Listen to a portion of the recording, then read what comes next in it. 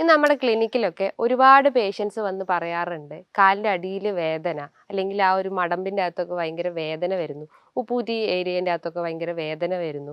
ഇനിയിപ്പോൾ രാവിലെ എണീക്കുമ്പോഴാണ് ഇത് വർദ്ധിച്ചു വരുന്നത്. ആ ഒരു ബേസിനിലോട്ട് ഈ കാല് ഇറക്കി വെക്കുക. ചൂടുവെള്ളത്തിൽ ആദ്യം ഒരു 5 മിനിറ്റ് വെക്കുക. അത് കഴിഞ്ഞ് തണുത്ത വെള്ളത്തിൽ അടുത്ത വേദനയുള്ള കാല് ഇറക്കി വെക്കുക.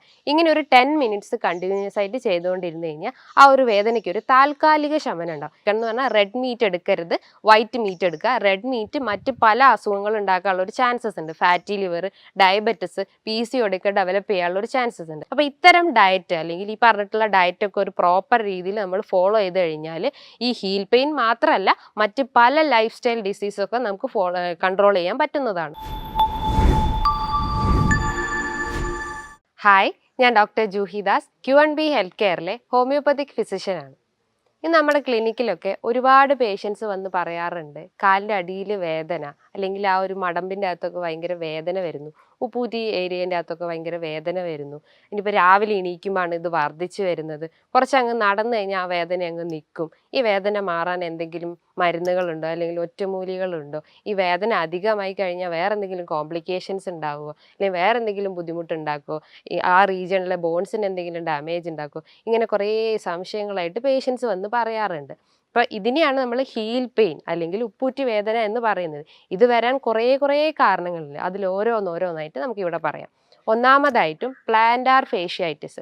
പ്ലാന്റാർ ഫേഷ്യായിറ്റിസ് എന്ന് പറയുമ്പോൾ എന്തോ ഒരു നീർക്കെട്ട് അവിടെ വന്നിട്ടുണ്ട്. ഫേഷ്യായിറ്റിസ് എന്ന് പറയുന്നത് ഒരു ഇൻഫ്ലമേഷൻ അല്ലെങ്കിൽ ഒരു നീർക്കെട്ട് വന്നിട്ടുണ്ടാവും. ജസ്റ്റ് ഒന്ന് ഇമാജിൻ ചെയ്യുക, ഇത് നമ്മളെ കാലാണെങ്കിൽ ഇതിൻ്റെ അടിയിൽ ഒരു നേർത്തൊരു പാടയുണ്ട്. അതാണ് പ്ലാന്റാർ ഫേഷ്യ എന്ന് പറയുന്നത്. ഫേഷ്യ എന്ന് പറഞ്ഞു കഴിഞ്ഞാൽ ഒരു മസിൽസ് അല്ലെങ്കിൽ ഒരു കോട്ടിംഗ് ആണ്, ഒരു കവറിംഗ് ആണ് ഈ ഫേഷ്യ എന്ന് ഉദ്ദേശിക്കുന്നത്. അപ്പോൾ നമുക്ക് അമിതമായിട്ട് എന്തെങ്കിലും പ്രഷർ അല്ലെങ്കിൽ ഓവർ സ്ട്രെയിൻ നമ്മൾ കാലിന് കൊടുക്കുകയാണെങ്കിൽ അതിന് നീർക്കെട്ട് വരും. അതാണ് ഈ ഫേഷ്യായിറ്റിസ് എന്ന് പറയുന്നത്. അതാണ് ഒരു കാരണം. മറ്റൊന്നെന്ന് പറഞ്ഞാൽ കാൽക്കേനിയസ് സ്പർ. കാൽക്കേനിയസ് സ്പർ എന്ന് പറഞ്ഞു കഴിഞ്ഞാൽ ഒരു എക്സ്ട്രാ ഗ്രോത്ത് വരുന്നത്. എക്സ്ട്രാ ഗ്രോത്ത് എന്ന് പറയുമ്പോൾ ഈ ഒരു ആംഗിൾ റീജിയൻ, അതായത് കാലിൻ്റെ ഈ ഒരു ആംഗിൾ റീജിയനിന് 26 ബോൺസ് ജോയിൻ ചെയ്തിട്ടുള്ളൊരു റീജിയനാണ് ആംഗിൾ റീജിയൻ. അവിടെ ആ ഒരു എക്സ്ട്രാ ഗ്രോത്ത് വരുന്നതാണ് കാൽക്കേനിയസ് സ്പർ. കാൽക്കേനിയസ് സ്പർ എന്ന് പറയുമ്പോൾ ഈ കാൽക്കേനിയം എന്ന് പറഞ്ഞിട്ടുള്ള ഒരു എല്ല്, ഈ എല്ലിന് അമിതമായിട്ടുള്ളൊരു വളർച്ച വരുമ്പോഴാണ് അവിടെ നമുക്ക് സൂചി കുത്തുന്ന പോലത്തെ വേദന വരിക, അല്ലെങ്കിൽ കുറച്ച് നടക്കുമ്പോൾ ഭയങ്കര വേദന ഉണ്ടാവുക, ഒന്ന് റെസ്റ്റ് എടുത്ത് കഴിഞ്ഞാൽ ആ വേദന കുറയുന്നത്. അപ്പോൾ ആ ഒരു ബോണിൻ്റെ എക്സ്ട്രാ ഗ്രോത്ത് അവിടെ വരുന്നതുകൊണ്ടാണ് നമുക്ക് ഈ ഒരു വേദന വരുന്നത്. മറ്റൊരു കാരണം എന്ന് പറഞ്ഞു കഴിഞ്ഞാൽ എക്കിലീസ് ടെൻഡനൈറ്റിസ് എന്ന് പറയും. എക്കിലീസ് ടെൻഡനൈറ്റിസ് എന്ന് പറഞ്ഞു കഴിഞ്ഞാൽ നമ്മുടെ കാലിൻ്റെ ഈ ഒരു പോർഷൻ, അതായത് ഈ ഒരു ഭാഗത്താണെങ്കിൽ ഈ കാലിനെയും നമ്മളെ കാഫ് മസിൽസിനെയും കണക്ട് ചെയ്യുന്ന ഒരു ടെൻഡനാണ് ഈ എക്കിലീസ് ടെൻഡൻ എന്ന് പറഞ്ഞാൽ. അതായത് ഒരു നേർത്ത പാട പോലത്തെ ഒരു സാധനം. ഇതിന് എന്തെങ്കിലും നീർക്കെട്ട് വരിക അല്ലെങ്കിൽ ഓവർ പ്രഷർ ഉണ്ടാവുക അല്ലെങ്കിൽ വേറെ എന്തെങ്കിലും ഡാമേജ് വരുമ്പോൾ അവിടെ നീർക്കെട്ട് ഉണ്ടാകുമ്പോൾ അപ്പോൾ ആ ഒരു റീജിയണിൽ പിന്നെയും കൂടുതൽ പ്രഷർ അപ്ലൈ ചെയ്യുമ്പോൾ അല്ലെങ്കിൽ പ്രഷർ ഉണ്ടാകുമ്പോഴാണ് നമുക്ക് ഹീൽ പെയിൻ അല്ലെങ്കിൽ ഉപ്പൂറ്റി വേദന ഉണ്ടാവുന്നത്. അതേപോലെ തന്നെ ഒരു പ്രധാനപ്പെട്ട കാരണമാണ് tarsal tunnel syndrome. Tarsal tunnel syndrome എന്ന് പറഞ്ഞു കഴിഞ്ഞാൽ ടാർസൽ എന്ന് പറഞ്ഞാൽ ഒരു ബോണാണ്. ആ ഒരു റീജിയൻ്റെ അകത്ത് കുറേ നെർവ് ഫൈബേഴ്സ് ഉണ്ട്. നെർവ് ഫൈബേഴ്സിൻ്റെ അല്ലെങ്കിൽ ഞരമ്പുകളുടെ ഒരു പ്രധാന ഫംഗ്ഷൻ എന്ന് പറഞ്ഞു കഴിഞ്ഞാൽ ആ റീജിയൻസിലോട്ടുള്ള പേശികൾസ് മൂവ്മെൻറ്റ്സ് കൊടുക്കുന്നതാണ് നെർവ് ഫൈബേഴ്സ് ചെയ്യുന്നത്. അപ്പോൾ ഈ നെർവ് ഫൈബേഴ്സിന് എന്തെങ്കിലും കംപ്രഷൻ വരുമ്പോൾ അല്ലെങ്കിൽ അത് ഡാമേജ് ആവുന്നത് അല്ലെങ്കിൽ അത് അമർന്നു പോകുന്ന ഒരു സിറ്റുവേഷൻ വരുമ്പോഴാണ് നമുക്ക് അവിടെ തരിപ്പും അല്ലെങ്കിൽ വേദനയൊക്കെ ആയിട്ട് ഡെവലപ്പ് ചെയ്യുന്നത്. അപ്പോൾ ഈ ടാർസൽ ടണൽ ഉദ്ദേശിക്കുന്നത്, ടാർസൽ എന്ന് പറഞ്ഞാൽ ആ ബോൺസിൻ്റെ റീജിയനിലോട്ട് സപ്ലൈ ചെയ്യുന്ന നെർവ് ഫൈബേഴ്സിന് എന്തെങ്കിലും കംപ്രഷൻ വരിക അല്ലെങ്കിൽ ഞരമ്പുകൾക്ക് എന്തെങ്കിലും ഒരു തരിപ്പോ അല്ലെങ്കിൽ ഒരു തടിപ്പോ ഒക്കെ വരുമ്പോഴാണ് ആ റീജിയനിൽ വേദന ഉണ്ടാകുന്നത്. അതാണ് ഒരു കാരണം. മറ്റ് പ്രധാനപ്പെട്ട കാരണം എന്ന് പറഞ്ഞാൽ നമ്മൾ കൂടുതലായിട്ട് നിൽക്കുകയാണെങ്കിൽ, അതായത് കുറേ നേരം നിൽക്കുന്ന ആളുകളുണ്ടാവും. ഈ ടീച്ചേഴ്സും പോലീസ്മാന് അല്ലെങ്കിൽ ഡോക്ടേഴ്സ് ഒക്കെ ഇവർ കുറേ നേരം നിൽക്കുന്ന ആളുകളായിരിക്കും. അപ്പോൾ നമുക്ക് ഓവർ ബോഡി വെയിറ്റ് ഉള്ള ആളുകളാണെങ്കിൽ കാലിലേക്ക് കൂടുതൽ പ്രഷർ വരും. അങ്ങനെ ഒരു കാരണം കൊണ്ടാണ് ഈ ഒരു ഹീൽ പെയിൻ വരുന്നത്. മറ്റൊരു കാരണം എന്ന് പറഞ്ഞു കഴിഞ്ഞാൽ ഈ ഒരു കാലിൻ്റെ ഈ ഒരു ആർച്ച്, നോർമലി ഒരു ആർച്ച് ഉണ്ടാവും എല്ലാവർക്കും. ആ ഒരു ആർച്ച് ചിലർക്ക് ഫ്ലാറ്റ് ആയിട്ടുണ്ടാവും. ഈ ഒരു ആർച്ചിൻ്റെ സഹായത്തോടെയാണ് നമുക്ക് നടക്കാൻ പറ്റുന്നത്. ഈ ആർച്ച് ഉണ്ടെങ്കിലുള്ള നമുക്ക് ഓടാനും നടക്കാനും ഒക്കെ പറ്റുന്നത്. അപ്പോൾ ചിലർക്ക് ഈ ഒരു ആർച്ച് എന്ന് പറഞ്ഞു കഴിഞ്ഞാൽ ചിലർക്ക് ഫ്ലാറ്റ് ആയിട്ട് കിടക്കും. അപ്പോൾ അവർക്ക് മൂവ്മെൻറ്റ്സ് ഫാസ്റ്റ് ആവില്ല. അവർ കുറച്ചുകൂടി സ്ട്രെയിൻ ചെയ്ത് നടക്കേണ്ട ആവശ്യം വരുന്നുണ്ട്.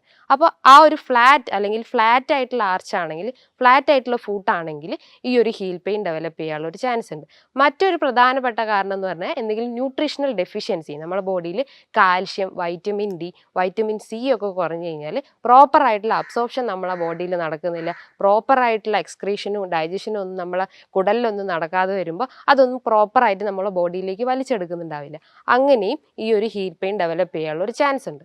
അതേപോലെ തന്നെയാണ് നമ്മളെ ശരീരം ഉൽപ്പാദിപ്പിക്കുന്ന ഒരു വേസ്റ്റ് പ്രൊഡക്റ്റാണ് യൂറിക് ആസിഡ്. ഈ യൂറിക് ആസിഡിൻ്റെ അളവ് കൂടിക്കഴിഞ്ഞ് കഴിഞ്ഞാലും നമ്മളെ ബോഡിയിൽ അല്ലെങ്കിൽ ഈ ഒരു റീജിയണിൽ, ഹീൽ റീജിയണിൽ പെയിൻ വരാനുള്ള ഒരു ചാൻസ് ഉണ്ട്.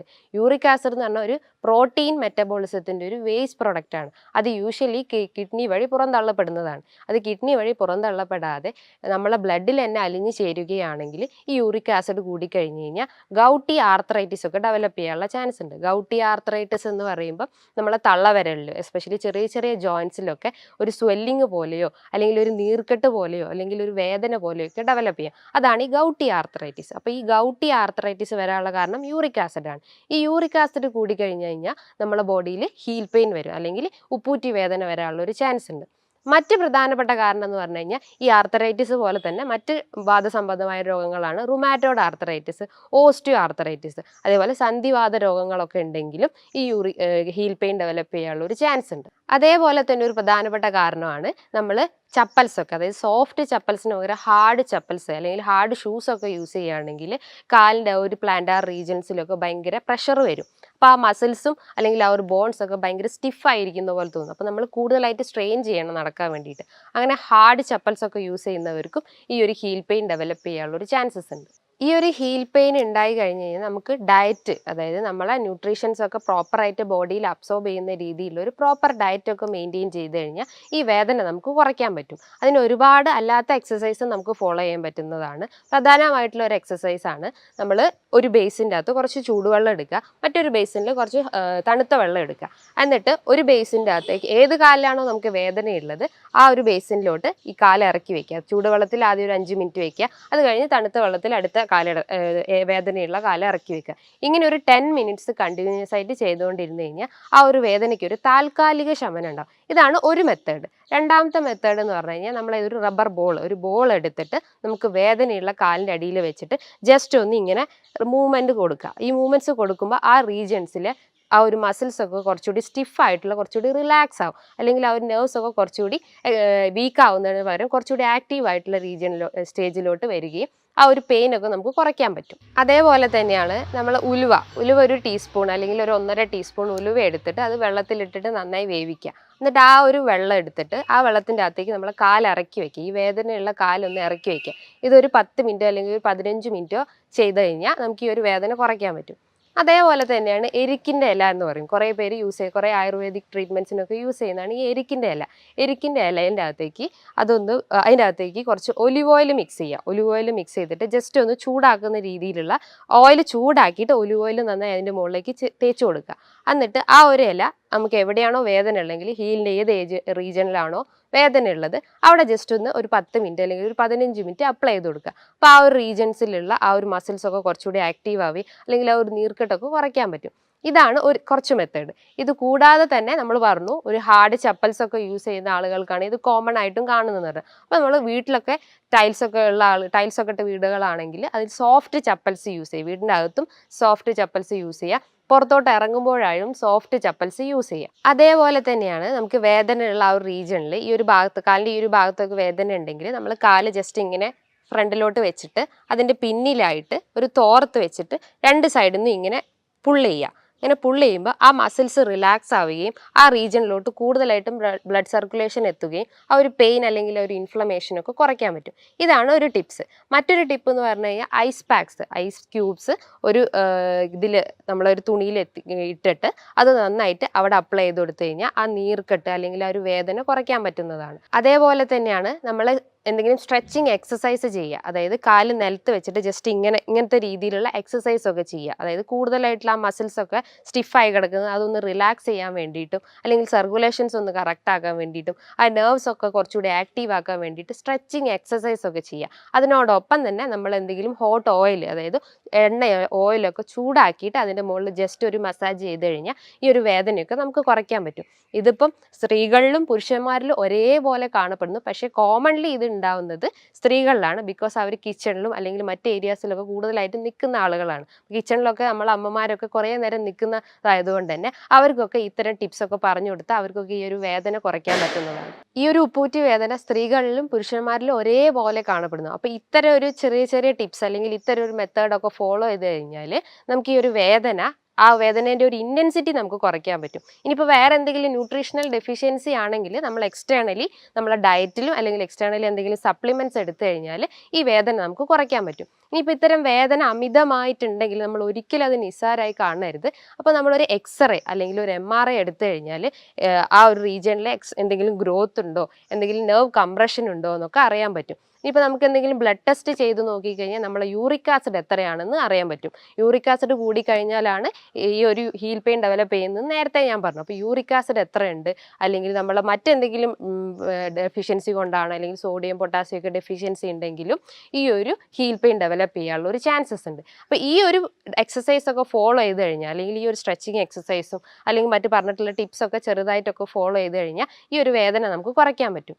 ഇനിയിപ്പോൾ ന്യൂട്രീഷണൽ ഡെഫിഷ്യൻസി ആണെന്ന് പറഞ്ഞു. അപ്പോൾ ന്യൂട്രീഷൻ ഡയറ്റായിട്ടുള്ള ന്യൂട്രീഷൻ അടങ്ങിയിട്ടുള്ള ഭക്ഷണങ്ങളൊക്കെ കൂടുതലായിട്ട് ഉൾപ്പെടുത്തുക. ന്യൂട്രീഷൻ എന്ന് പറയുമ്പോൾ കാൽഷ്യം സപ്ലിമെൻറ്റ്, കാൽഷ്യം അടങ്ങിയിട്ടുള്ള ഭക്ഷണങ്ങൾ, വൈറ്റമിൻ ഡി അടങ്ങിയിട്ടുള്ള ഭക്ഷണങ്ങൾ, അതുപോലെ വൈറ്റമിൻ സി അടങ്ങിയിട്ടുള്ള ഭക്ഷണങ്ങളൊക്കെ നമ്മളെ ഡയറ്റിൽ ഉൾപ്പെടുത്തുക. വൈറ്റമിൻ ഡി എന്ന് പറയുമ്പോൾ ഒരു സൺഷൈൻ വൈറ്റമിൻ ആണ്. അപ്പോൾ നമ്മൾ രാവിലെ എഴുന്നേറ്റാൽ ഉടനെ തന്നെ ഒരു 10 മണി മുതൽ ഒരു 3 മണി വരെയുള്ള വെയിൽ കഴിവതും കൊള്ളാൻ ശ്രമിക്കുക. അത് നമ്മളെ നെക്ക് റീജിയനിലോട്ടാണെങ്കിലും അത്രയും നല്ലത്. ബിക്കോസ് ആ ഒരു റീജിയനിലെ സർക്കുലേഷൻസ് അല്ലെങ്കിൽ ആ ഒരു മസിൽസ് ഒക്കെ കുറച്ചുകൂടി ആക്റ്റീവ് ആവുകയും അല്ലെങ്കിൽ സർക്കുലേഷൻസ് ഒക്കെ കറക്റ്റ് ആവുകയും ചെയ്യുന്നു. അപ്പോൾ വൈറ്റമിൻ ഡി കിട്ടുന്നത് ആ ഒരു മെത്തേഡിലൂടെയാണ്. അതോടൊപ്പം തന്നെ നമ്മൾക്ക് മഷ്റൂംസ് എടുക്കാം, അല്ലെങ്കിൽ മറ്റ് വെജിറ്റബിൾസ് ഒക്കെ എടുത്തു കഴിഞ്ഞാലും വൈറ്റമിൻ ഡി എടുക്കാവുന്നതാണ്. അതേപോലെ തന്നെയാണ് വൈറ്റമിൻ ഡി സപ്ലിമെൻറ്റ്സും എടുക്കാം. വൈറ്റമിൻ ഡി സപ്ലിമെൻറ്റ്സ് എന്ന് പറയുമ്പോൾ ഒരു 400 അല്ലെങ്കിൽ 600 ഇൻ്റർനാഷണൽ യൂണിറ്റ് ആണ് നമുക്ക് ഡെയിലി എടുക്കാൻ പറ്റുന്നത്. മന്ത്ലിയും എടുക്കാം, വീക്കിലിയും എടുക്കാം. മന്ത്ലിയും വീക്കിലി ആകുമ്പോൾ കുറച്ചുകൂടി ഡോസ് കൂടുന്നതാണ്. ഒരു 60K ഒക്കെ ആയിരിക്കും നമ്മൾ വീക്കിലി അല്ലെങ്കിൽ മന്ത്ലി പ്രിഫർ ചെയ്യുക. അപ്പം ഈ ഒരു വൈറ്റമിൻ ഡി സപ്ലിമെൻറ്റ്സ് ഒക്കെ എടുത്തു കഴിഞ്ഞാൽ മറ്റ് പല ബോൺ കംപ്ലയിൻസോ അല്ലെങ്കിൽ ബോൺ ഡിഫോമിറ്റി ഉണ്ടെങ്കിൽ നമുക്ക് കുറയ്ക്കാൻ പറ്റുന്നതാണ്. ഇതാണ് വൈറ്റമിൻ ഡിൻ്റെ സപ്ലിമെൻറ്റ്സ് എന്ന് പറയുന്നത്. അതേപോലെ അടങ്ങിയിട്ടുള്ള ഒരു ഭക്ഷണമാണ് കാൽഷ്യം. കാൽഷ്യം കുറഞ്ഞു കഴിഞ്ഞാൽ നമ്മുടെ ബോഡിയിൽ പല ബോൺ ഡിഫോമിറ്റീസും പല ബോൺ റിലേറ്റഡ് അസുഖങ്ങളും അതേപോലെ തന്നെ വിളറി അസുഖങ്ങളും വിളർച്ച അനീമിയും ഒക്കെ ഡെവലപ്പ് ചെയ്യാനുള്ള ചാൻസ് ഉണ്ട്. അപ്പോൾ കാൽഷ്യം റിച്ച് ആയിട്ടുള്ള ഭക്ഷണങ്ങൾ നമ്മൾ ഡയറ്റിൽ ഉൾപ്പെടുത്തുക. കാൽഷ്യം റിച്ച് എന്ന് പറഞ്ഞു കഴിഞ്ഞാൽ ചെറിയ മത്സ്യങ്ങൾ, അതായത് മത്തി, അയല, കണവ, ഇതിൻ്റെ അകത്തൊക്കെ കൂടുതലായിട്ടും കാൽഷ്യം അടങ്ങിയിട്ടുണ്ട്. അതായത് അതിൻ്റെ അകത്ത് omega-3 ഫാറ്റി ആസിഡ്സും അടങ്ങിയിട്ടുണ്ട്. അപ്പോൾ ചെറിയ ചെറിയ മത്സ്യങ്ങൾ എടുക്കുക. നമുക്ക് ചിക്കൻ ഐറ്റംസ് ഒക്കെ എടുക്കാം. ചിക്കൻ എന്ന് പറഞ്ഞാൽ റെഡ് മീറ്റ് എടുക്കരുത്, വൈറ്റ് മീറ്റ് എടുക്കുക. റെഡ് മീറ്റ് മറ്റ് പല അസുഖങ്ങളും ഉണ്ടാക്കാനുള്ള ഒരു ചാൻസസ് ഉണ്ട്. ഫാറ്റി ലിവർ, ഡയബറ്റിസ്, PCOD ഒക്കെ ഡെവലപ്പ് ചെയ്യാനുള്ള ഒരു ചാൻസസ് ഉണ്ട്. അപ്പോൾ റെഡ് മീറ്റ് ഒഴിവാക്കിയിട്ട് വൈറ്റ് മീറ്റ് എടുക്കാൻ ശ്രമിക്കുക. അതേപോലെ തന്നെ 1-2 മുട്ട കഴിക്കുന്നതുകൊണ്ടും കുഴപ്പമില്ല. കൊളസ്ട്രോൾ ഉള്ള ആളുകളാണെങ്കിൽ മഞ്ഞ ഒഴിവാക്കിയിട്ട് അതിൻ്റെ വൈറ്റ് മാത്രം കഴിക്കാൻ ശ്രമിക്കുക. വൈറ്റ് നമുക്ക് ഓംലെറ്റ് ആയിട്ട് കൂടുതലായിട്ട് വെജിറ്റബിൾസ് ഇൻക്ലൂഡ് ചെയ്തിട്ട് അത് കഴിക്കാവുന്നതാണ്. അതേപോലെ തന്നെയാണ് വൈറ്റമിൻ സി അടങ്ങിയിട്ടുള്ള ഭക്ഷണങ്ങൾ. വൈറ്റമിൻ സി എന്ന് പറഞ്ഞാൽ സിട്രസ് ഫ്രൂട്ട് ഐറ്റംസ് ഒക്കെ. സിട്രസ് എന്ന് പറയുമ്പോൾ orange, mosambi, tomato, cruciferous vegetables, cabbage, potato, ഇതിൻ്റെ അകത്ത് കൂടുതലായിട്ടും വൈറ്റമിൻ സി അടങ്ങിയിട്ടുണ്ട്. ഇതും ഭക്ഷണത്തിൽ ഉൾപ്പെടുത്താവുന്നതാണ്. ഇത് വെച്ചിട്ട് നമുക്ക് സാലഡായിട്ടോ ഫ്രൂട്ട് സാലഡായിട്ടോ വെജിറ്റബിൾ സാലഡായിട്ടോ അങ്ങനെയൊക്കെ ഉൾപ്പെടുത്താവുന്നതാണ്.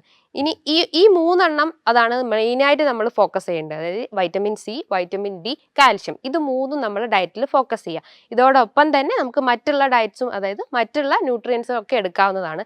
നട്ട്സ് എടുക്കാം, മറ്റ് സീഡ് ഐറ്റംസ് എടുക്കാം. നട്ട്സ് എന്ന് പറയുമ്പോൾ ആൽമണ്ട്സ്, ബദാം, വാൽനട്ട്, ഇതൊക്കെയാണ് നട്ട്സിൽ വരുന്നത്. സീഡ്സ് എന്ന് പറയുമ്പോൾ ഫ്ലാക്സ് സീഡ്സ് എടുക്കാം. ഫ്ലാക്സ് സീഡ്സ് എന്ന് പറഞ്ഞാൽ നമുക്ക് വെയിറ്റ് ലോസിന് കുറയ്ക്കാൻ പറ്റും. അതായത് വെയിറ്റ് ലോസ് കുറയ്ക്കാം. വെയിറ്റ് ലോസിൻ്റെ ഒരു പ്രധാന ഒരു ഫാക്ടറാണ് ഫ്ലാക്സ് സീഡ്സ്. അപ്പോൾ ഫ്ലാക്സ് സീഡ്സ് തലേന്ന് വെള്ളത്തിൽ അലിയിച്ചിട്ട് പിറ്റേന്ന് രാവിലെ നമുക്ക് എടുത്ത് കഴിച്ച് കഴിഞ്ഞാൽ നമുക്ക് വെയിറ്റ് കുറയ്ക്കാനുള്ള ഒരു ടിപ്സാണ് ഫ്ലാക്സ് സീഡ്സ്. അതേപോലെ തന്നെയാണ് പംകിൻ സീഡ്സും. പംകിൻ സീഡ്സിൻ്റെ അകത്തും ആൻറ്റി ഓക്സിഡൻസ് ഉണ്ട്, ആൻറ്റി ഇൻഫ്ലമേറ്ററി പ്രോപ്പർട്ടി ഉണ്ട്. അത് നമ്മുടെ ബോഡിയിൽ നീർക്കെട്ടൊക്കെ കുറയ്ക്കാൻ പറ്റും. അപ്പോൾ പംകിൻ സീഡ്സ് ഒക്കെ എടുക്കുന്നതും നല്ലതാണ്. ഇതൊക്കെയാണ് നമ്മൾ ഡയറ്റിൽ ഉൾപ്പെടുത്തേണ്ടത്. ഇനി എന്തൊക്കെയാണ് നമ്മൾ ഒഴിവാക്കി നിർത്തേണ്ടത് എന്ന് പറയാം. അതായത് ഒഴിവാക്കുക എന്ന് പറഞ്ഞാൽ പൂർണ്ണമായിട്ടും ഇല്ല, നമ്മൾ ഓരോ സ്റ്റേജ് ആയിട്ട് അത് ഘട്ടം ഘട്ടമായിട്ട് നമ്മൾ ആ ഒരു ഡയറ്റ് ലൈഫിൽ നിന്ന് ഒഴിവാക്കി നിർത്തേണ്ടതെന്ന് പറഞ്ഞു കഴിഞ്ഞാൽ ഇന്നത്തെ ജനറേഷൻ പ്രധാനമായിട്ടും ഉപയോഗിക്കുന്നതാണ് സോഫ്റ്റ് ഡ്രിങ്ക്സ് അല്ലെങ്കിൽ കാർബണേറ്റഡ് ഡ്രിങ്ക്സ് ഒക്കെ കൂടുതലായിട്ട് യൂസ് ചെയ്യുന്ന ആളുകളായിരിക്കും. അപ്പോൾ ഈ സോഫ്റ്റ് ഡ്രിങ്ക്സ് ഒക്കെ ഒഴിവാക്കിയിട്ട് തിളപ്പിച്ചാറിയ വെള്ളം മാത്രം കുടിക്കുക. അതിൻ്റെ അകത്ത് കുറച്ച് ജീരകം ഇട്ടിട്ടോ അല്ലെങ്കിൽ ലെമണൊക്കെ ആഡ് ചെയ്തിട്ടൊക്കെ നമുക്ക് വെള്ളം കുടിക്കാവുന്നതാണ്. ഇത് വെയിറ്റ് ലോസിനും മറ്റ് പല അസുഖങ്ങൾക്കും നമുക്ക് കൺട്രോൾ ചെയ്യാൻ പറ്റുന്നതാണ്. അതേപോലെ ഒഴിവാക്കേണ്ടതാണ് ആൽക്കഹോളും സ്മോക്കിങ്ങും. എല്ലാ അസുഖത്തിനും എല്ലാ ഡോക്ടേഴ്സും പറയുന്നതാണ് ആൽക്കഹോളും സ്മോക്കിങ്ങും ഒഴിവാക്കി കഴിഞ്ഞ് കഴിഞ്ഞാൽ ഒരുവിധം എല്ലാ അസുഖങ്ങളും നമുക്ക് ഒരു 60% കൺട്രോൾ ചെയ്യാൻ പറ്റുന്നതാണ്. അപ്പോൾ ഈ ഒരു ആൽക്കഹോളും സ്മോക്കിങ്ങും ഒഴിവാക്കുക. അതേപോലെ തന്നെ അന്നജം അടങ്ങിയിട്ടുള്ള ഭക്ഷണങ്ങൾ, ഹൈ കലോറി അടങ്ങിയിട്ടുള്ള ഭക്ഷണങ്ങൾ ഒഴിവാക്കുക. അതേപോലെ ഹൈ ഫാറ്റ് അടങ്ങിയിട്ടുള്ള ഭക്ഷണങ്ങൾ അത് ഒഴിവാക്കുക. കാർബോഹൈഡ്രേറ്റ്, പ്രോട്ടീൻ, ഫാറ്റ് ഇതൊക്കെ ഒരു പ്രോപ്പർ രീതിയിൽ ഒരു ബാലൻസ് ഡയറ്റ് മെയിൻറ്റെയിൻ ചെയ്യാൻ ശ്രമിക്കുക. അതേപോലെ തന്നെയാണ് നമ്മൾ റെഡ് മീറ്റ് നേരത്തെ ഞാൻ പറഞ്ഞു, പോർക്ക്, ബീഫ്, മട്ടൺ ഉണ്ടെങ്കിൽ അത് ഒഴിവാക്കാൻ ശ്രമിക്കുക. അത് നമ്മുടെ ബോഡിയിൽ കൂടുതൽ ഇൻഫ്ലമേഷൻ അല്ലെങ്കിൽ നീർക്കെട്ടൊക്കെ ഉണ്ടാക്കാനുള്ള ഒരു ചാൻസ് ഉണ്ട്. അതേപോലെ ഒഴിവാക്കേണ്ടതാണ് ചായയും കാപ്പിയും. ചായൻ്റെ അകത്ത് കൂടുതലായിട്ടും കഫീനൊക്കെ അടങ്ങിയിട്ടുള്ളത് തന്നെ ചായയും കാപ്പിയൊക്കെ കൂടുതലായിട്ട് ഒഴിവാക്കാൻ ശ്രമിക്കുക. പറയുമ്പോൾ അതിനനുസരിച്ച് നമ്മൾ നന്നായിട്ട് വെള്ളം കുടിക്കാൻ ശ്രമിക്കുക. നമ്മളെ ബോഡി അത്രയും ഡീഹൈഡ്രേഷനിൽ നിന്ന് ഹൈഡ്രേറ്റ് ചെയ്യാൻ ശ്രമിക്കുക. നമ്മൾ ആ ഒരു സിക്ക് ഫീലിംഗ് നിന്ന് ഒരു ഹെൽത്തി ഫീലിംഗിലേക്ക് കൊണ്ടുവരാൻ ശ്രമിക്കുക. അപ്പോൾ ഇത്തരം ഡയറ്റ് അല്ലെങ്കിൽ ഈ പറഞ്ഞിട്ടുള്ള ഡയറ്റൊക്കെ ഒരു പ്രോപ്പർ രീതിയിൽ നമ്മൾ ഫോളോ ചെയ്ത് കഴിഞ്ഞാൽ ഈ ഹീൽ പെയിൻ മാത്രമല്ല മറ്റ് പല ലൈഫ് സ്റ്റൈൽ ഡിസീസൊക്കെ നമുക്ക് കൺട്രോൾ ചെയ്യാൻ പറ്റുന്നതാണ്. ഇത്തരം രീതിയിലുള്ള ഒരു പ്രോപ്പർ ഡയറ്റ് അല്ലെങ്കിൽ പ്രോപ്പർ സ്ട്രെച്ചിങ് എക്സസൈസ് ഒക്കെ ഫോളോ ചെയ്ത് കഴിഞ്ഞാൽ നമുക്ക് ഈ ഒരു ഹീൽ പെയിൻ അല്ലെങ്കിൽ ഒരു ഉപ്പൂറ്റി വേദന നമുക്ക് കുറയ്ക്കാൻ പറ്റുന്നതാണ്. ഇനി ഇതുമായി ബന്ധപ്പെട്ട് പല സംശയങ്ങളും നിങ്ങൾക്ക് ഉണ്ടാവാം. അങ്ങനെ എന്തെങ്കിലും സംശയങ്ങൾ ഉണ്ടെങ്കിൽ താഴെ കാണുന്ന നമ്പറിൽ നിങ്ങൾക്ക് കോൺടാക്ട് ചെയ്യാവുന്നതാണ്. ഇനിയും മറ്റൊരു വീഡിയോയുമായി വീണ്ടും കാണാം. Thank you.